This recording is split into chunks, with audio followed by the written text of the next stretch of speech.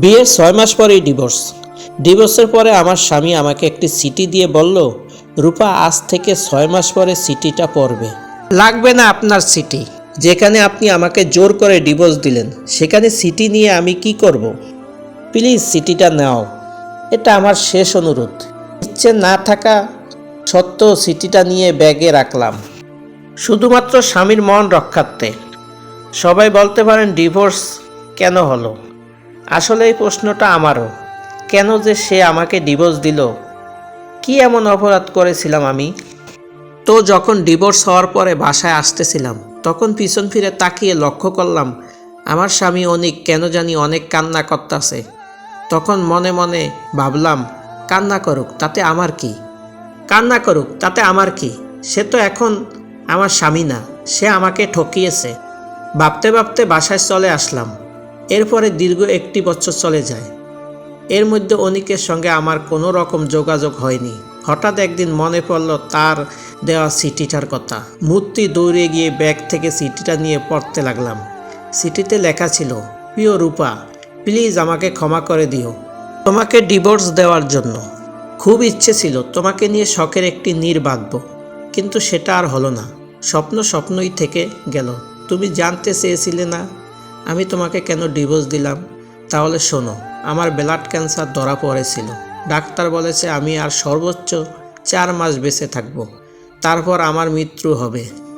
কথাটি শোনার পরে কি করব ভেবে পাচ্ছিলাম না। সব কিছু যেন অন্ধকার লাগতেছিল। ভাবলাম তুমি যদি এই কথাটি জানতে পারো তাহলে আমার থেকে বেশি কষ্ট তুমি পাবে।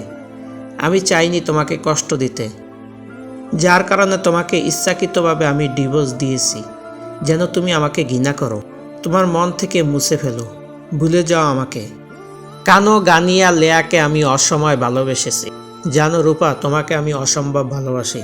তোমাকে ডিভোর্স দেওয়ার পরে আমি অজরে কেঁদেছি, কিন্তু করার কিছুই ছিল না জানো আমার চোখে দেখা শ্রেষ্ঠ নারী ছিলে তুমি। তোমার মতো কাউকে পাইনি এমন। যদি আবার পৃথিবীতে আসতে পারতাম তাহলে আবার আমি তোমাকেই চাইতাম, কিন্তু সেটা আর সম্ভব না।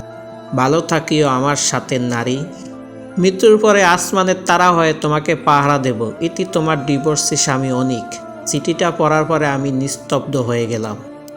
কি বলবো, কি আর করব, ভাষা খুঁজে পাচ্ছিলাম না। পুরো মাথায় যেন গোলমাল হয়ে গেল, যেন আমি পাগল হয়ে গেছি। কেন আমি এতদিন চিঠিটা পড়লাম না? হায় হায়, আমি কি করলাম? একটা পুরুষ আমাকে এত ভালোবাসতো আর আমি সেটা বুঝতেই পারিনি। এটা আমার কেমন ভালোবাসা? এগুলো বলতে বলতে আমি কেমন যেন করছিলাম।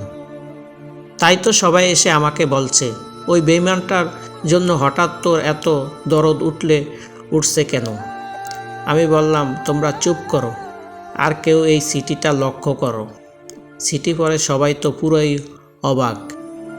আমরা একই করলাম, সবাই মিলে ওর বাড়িতে খোঁজ নিয়ে শুনি সে আরও 9 মাস আগে মারা গেছে।